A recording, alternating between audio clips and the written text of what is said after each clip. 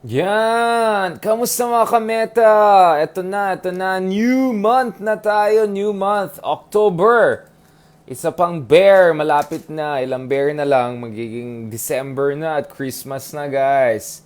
Kamusta na? If you remember, guys, talagang it was October last year na nagsimula tayo dito sa meta natin. So, nag-approach na tayo dito sa first year natin ng meta. Thank you so much sa lahat ng mga nagpo-follow sa atin. And of course, it was around a year earlier this time na nalaman natin, tatakbo na si Leni Robredo for the president at mukhang hindi na tatakbo si Sara All. Hindi na magsa-Sara All for the presidency. So, a year ago, guys, yun ha, a year na. Isang taon na, guys. Ibang klase. Wow! Talagang bilis-bilis. Kaya, today rin, pag-usapan natin, medyo balikan natin mga issues na medyo relevant. No? Last year and still relevant today, especially after what happened sa elections. No? So medyo papunta tayo sa Shopee ng konti dahil marami pong mga away since last night dito sa YouTube, sa Twitter, sa social media, among others. Alam niyo na yung pinag-usapan natin pagdating sa Shopee, yung bagong endorser ng Shopee. Boom! Buyaka siya! Sana All TV. Yan. Eto na, magsisimula na naman tayo. Tapos guys, ito. Liberal Party, may bagong officers na very, very familiar, na parang dati rin officers, medyo konting shuffle.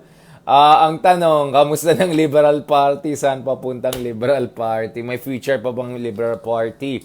May forever ba sa politika or ano na? So, pag-usapan din natin ng konti. And obviously, guys, I was really hoping also to have a time to properly discuss itong latest na nangyari ngayon. Of course, on the other side of the world, in Europe, na officially Vladimir Putin, yung speech niya kahapon, of course, yung sa Red Square where he celebrated essentially the expansion of the Russian Empire, no? By annexing 15%, no? 15% of Ukrainian territory, including parts of Ukraine that actually Russia doesn't control fully, no? So we're looking at areas Luhansk and Donetsk, kasama na rin ng Crimea, but there are an area or two na kaka-annex lang ng Russia but actually not only they don't belong to Russia and they're part of Ukraine, but it's not even controlled by Russia fully. So, if you look at it, ito yung Luhansk, Donetsk, Zaporozhye, and Kherson, right? So, if you can look at these areas, guys, makikita niyo dito na some of these areas are not even controlled by Russia, and some areas Ukraine is having very effective counteroffensive. But now, the scary thing kasi is, because Russia is claiming these areas as part of its territories now, after the mumbo-jumbo, sham, hocus-pocus referendum na nangyari sa mga place na yan, the problem is if Ukraine tries to take back these territories, Russia is now invoking the usage of nuclear weapons, tactical nuclear weapons, for defense of the motherland, fatherland, right? So, yun yung medyo kaya nga scary dyan because now, even if Ukraine is winning back these territories, pag kinilaim ng Russia as automatically annexed by Russian Federation, then even if much of the international community looks at it as a not only a big joke, but a big slap on the face of international order and rule of law, even China na nga is not supporting this. China even talked about territorial integrity, among other things, during the Wang Yi speech the other day. The thing is, pwede gumamit ng nuclear weapons ng Russia, or this is what they're saying, no? So this is what you can check here, dito sa update na yan. So Kremlin officials have said that Russia could treat further Ukrainian attempts to retake the regions as an attack on its sovereignty and respond by using tactical nuclear weapons. Iba po yung tactical nuclear weapons. These are more like short-range, area-specific, more targeted nuclear weapons. They're still nuclear weapons compared to more strategic nuclear weapons na ginagamit ng intercontinental ballistic missile, can go from Siberia all the way to United States, etc. No, so we're looking at like mini nukes, and nukes are nukes. They're still horrible things, as potentially a weapon of choice or threat at least by Russia. So this is going to mark a new chapter. Zelensky, the president of Russia, just said this: "We are ready for a dialogue with Russia, but with another president of Russia." So they're essentially calling for Putin to be removed, or hoping that Russia will get rid of Putin anytime soon, right? So that they can start having a proper discussion with Russia. So in short, there'll be no peace negotiations whatsoever. There'll be no peace with a big bully that just took out 15% of their land. This is the Ukrainian perspective, right, on this issue. And as I said, some of these areas that Russia is claiming is not even fully controlled by them, right? So they have not even fully colonized it. They're going to extend a nuclear umbrella to it, based on the reports we're seeing. That's crazy. So we'll have more discussions about that later on as more details come in.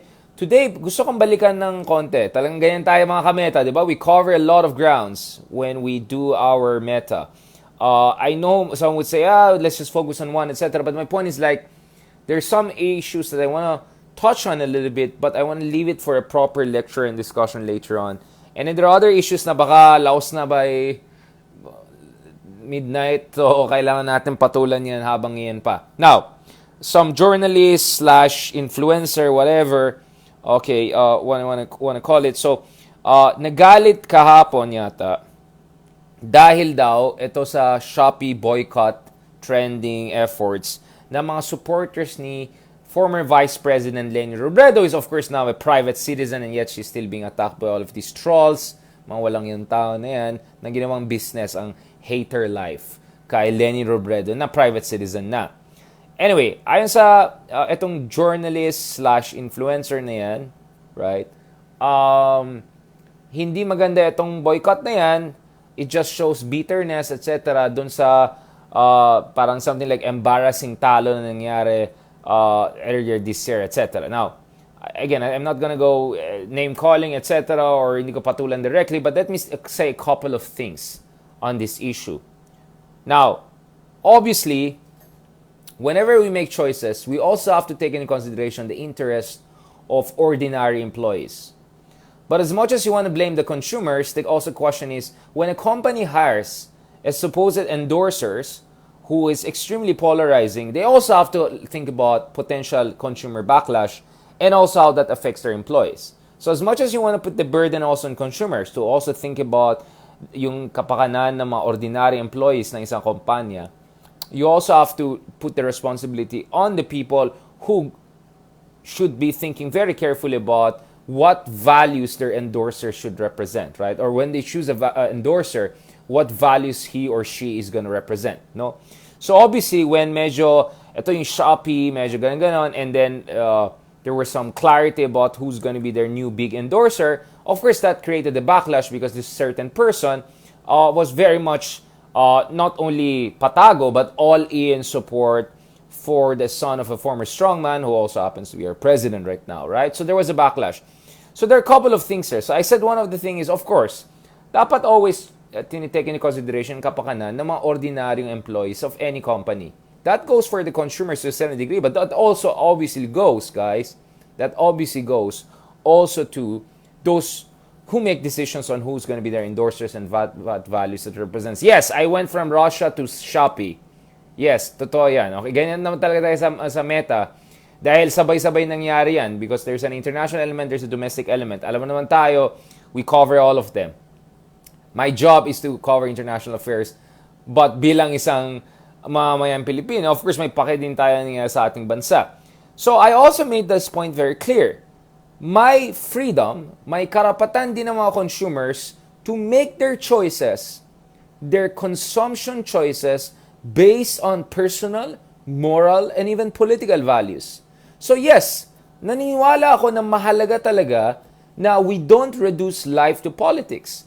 Marami tayong kaibigan na bumoto sa iba't ibang candidates yung nakaraan na halalan, no?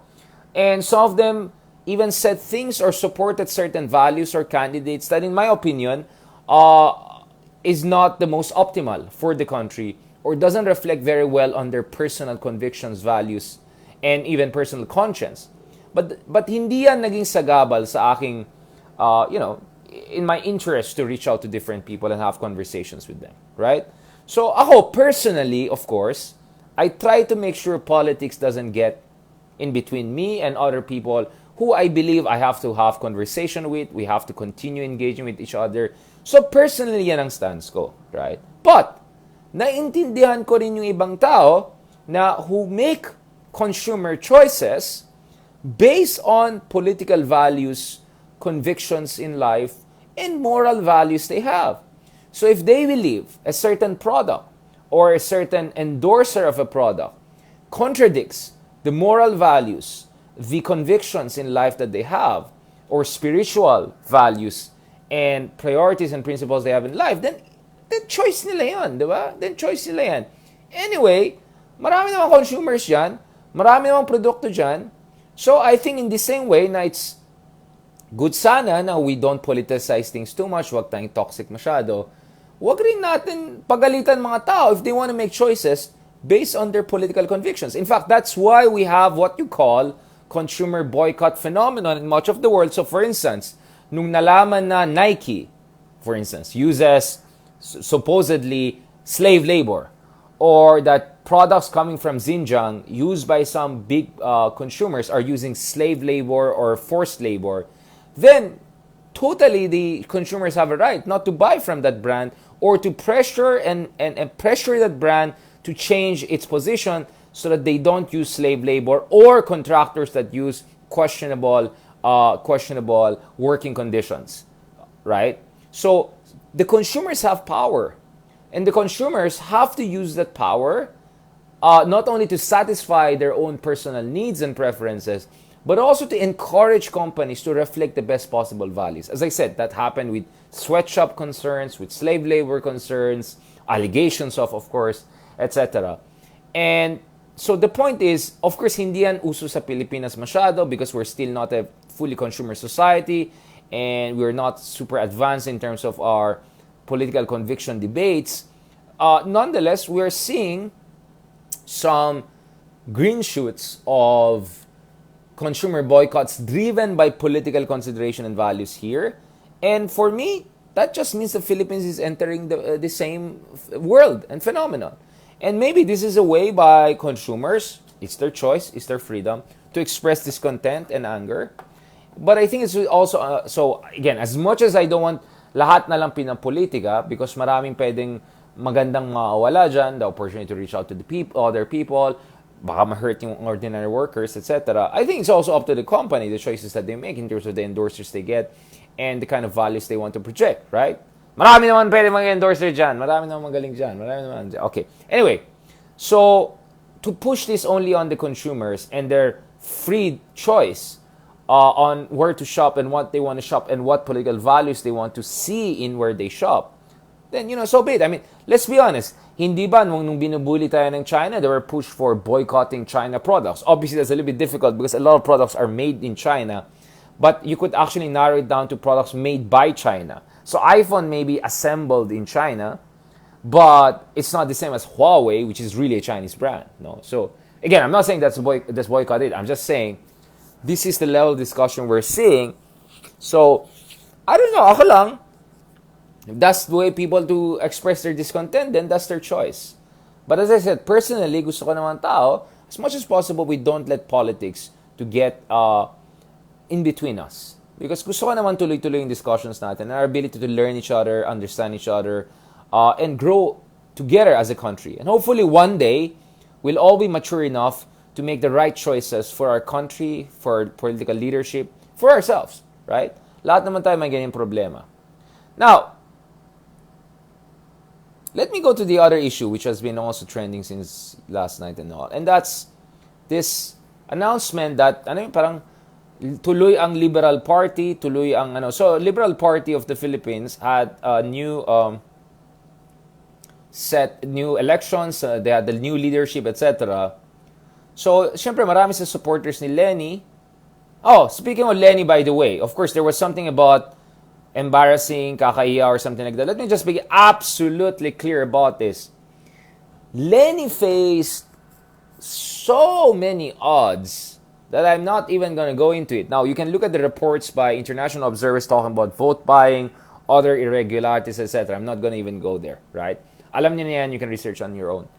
But Lenny was also against not one, but essentially two massive families, the Dutertes and BBM. So, and not to mention an avalanche, a torrent, a tsunami of fake news and disinformation. So with all of those elements in consideration, getting 15 million votes, which is more vote than she got in 2016, which is an improvement on her vice presidential run numbers.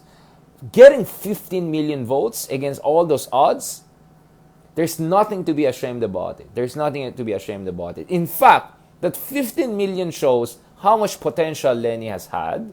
And I will stand with what I've said. I think if Lenny had a better communication strategy, better campaign manager, she probably could have got up to 18, 19 million votes, right? And if the House of Duterte and House of Marcos did not combine, maybe Marcos would not get as many 31 million, right? So there are all of those other factors to take into consideration. So there's nothing, walang ikakahiya dyan sa 15 million votes na yan against all the odds, ang habang list na yan, di ba? That we're talking about, including yung mga fake news vloggers and lahat ng mga tao na yan who have been trying to make people hate Lenny based on all sorts of fake nonsense, right? Complete nonsense, kabastusan, etc., right? So yon, let me be very, very clear about that. Now, having said that, going to Liberal Party, they have a new leadership. Balikan natin itong issue na yan.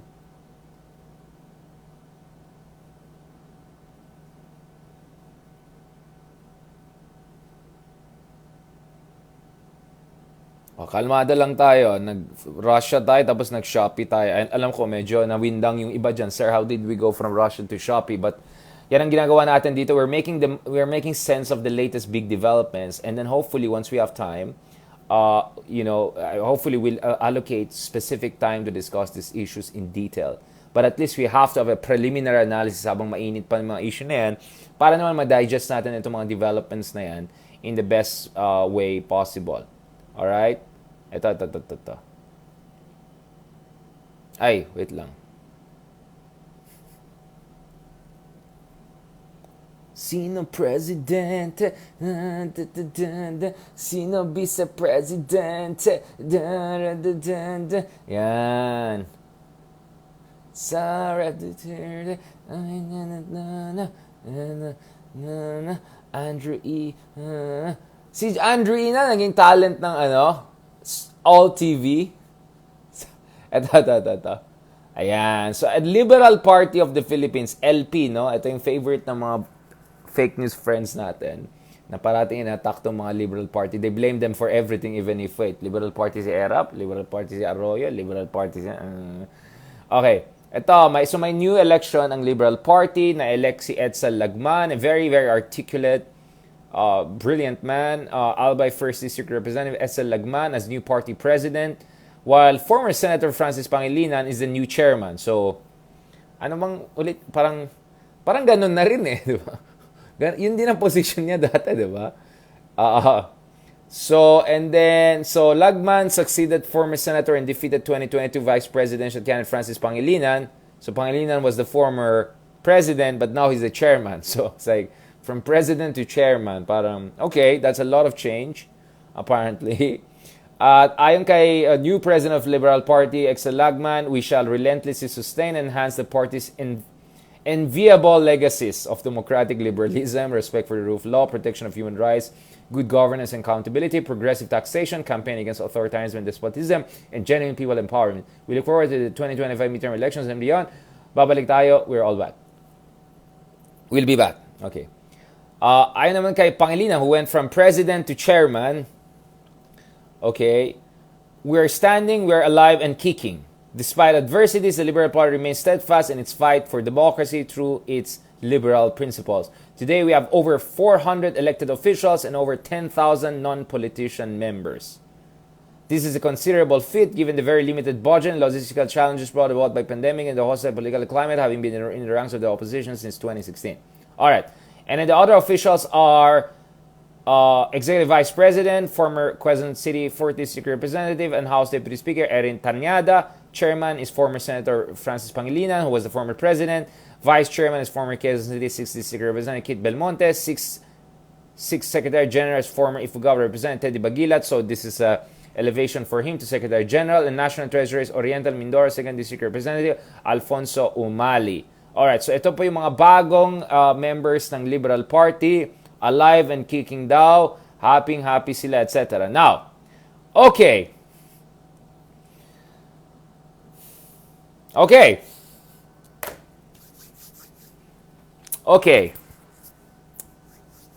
Anong masasabi natin dyan? Unang-una nakita natin mukhang a lot of similar people are still there, right? And then you had from president to chairman. Okay, that's a lot of change. Ano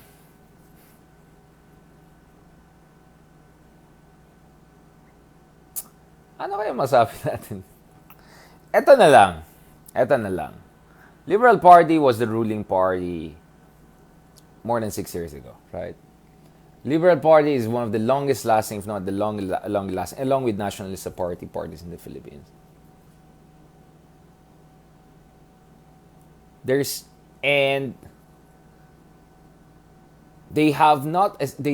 don't have a single national level official in power. Riza Ontiveros is not Liberal Party. Let's be very clear about that. So the question is, how did you go from ruling party and one of the longest running parties with multiple presidents, top presidential candidates, to a situation whereby you don't have a single member in the national elected office? It's a big, what's the opposite of flip, right? So ako, yes, you can say my concerns with campaign funds, logistics, etc. Yes, you can say my issues of fake news, disinformation. Yes, you can talk about red tagging. All of those are serious issues. But the reality is that there are many liberal parties, opposition parties, in many other challenging landscapes, even more challenging landscapes, who still manage to pull off massive victories or even electoral upsets. And in some cases, you have them having some very successful coalitions with other like-minded parties and groups, and even defeating populists. Case in point is Czech Republic, for instance, where we had a kind of a united front by the liberals and progressives who were able to actually get rid of the populists. In Hungary, they tried to create a united front. They were not as successful, but still they got more than a third of the votes. Now we're looking at a situation whereby not a single one of these party members made it to the national office. And for me, noon ko palang sinasabi, 2019 pa lang, yung alam niyo na, fill in the gap. Now there has to be some very serious soul searching. There has to be a very serious analysis of what went wrong. And as much as you want to blame all extraneous, exogenous factors, there has to be a recognition ng kakulangan din nila. How on earth did they lose the grip on the political imagination of the people? How did they lose so much support, right? How did they go from a ruling party to a party with not a single person in national office, right? National elected office.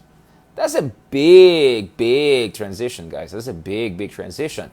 So ako ang advice ko dyan is, you need a new blood leadership, you need new ideas, and you need a soul searching that is reflected in a document, in a serious document, like what the Republican Party did after the massive defeat in 2012, right? 2012. So by 2013, the Republican Party in the U.S. came up with this really serious paper that looked at what really seriously wrong went with their party and what things they should do.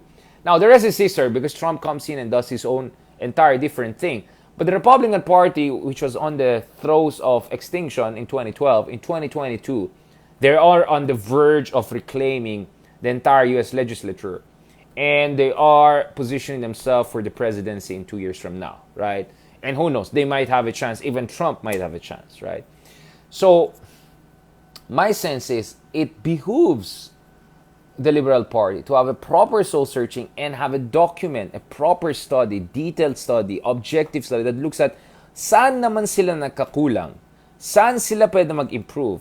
And they have to have the sincerity and humility to accept that may mga parts they went off the road or they were not really fulfilling their core objectives and values, right? Again, yun nga eh. Alam mo, kung every time natalo ka, sabihin mo kasalanan ng referee yan, kasalanan ng climate niyan, wala kasing t-shirt, wala kang ganyan, you're never gonna grow. You're never gonna come back again. You have to also take responsibility yourself. You also have to look, saan ka nagkulang? Saan ka nagkulang sa communication? The other thing is, come on, let's be honest. Liberal Party, when they were ruling party, ang daming trapo doon among them. Right? So there's this big impression that, kaya nga, madali for the trolls and all of that to dikit them to trapo politics and all. Because ang daming trapo ay naki-Liberal Party noon, etc. Of course, we know it's part of the balimbingan system, bandwagoning, etc. But come on, guys. There has to be a mea culpa here. There has to be a recognition that may pagkakulang, na may kailangan ayusin. There has to be new blood. There has to be new ideas. Right? Because if you're just gonna say, hindi namin kasalanan na completely kasalanan ng extraneous factors, how are you gonna grow? How are you gonna grow? How are you gonna come back? How are you gonna get better? And let's not be, please naman, ang dami rin kakulangan ang Liberal Party when they were the ruling party. Ang dami rin nangyari na hindi reflective of the core values of the Liberal Party. I completely agree with Congressman Lagman na, Liberal Party stands supposedly for human rights, democracy. It has a history of standing for these values. But come on. There's a reason why a lot of Filipinos, vast majority of Filipinos, don't believe in liberalism or Liberal Party in particular. And in fact, minsan sinasama yung dalawa na yun, even if the two are not necessarily the same.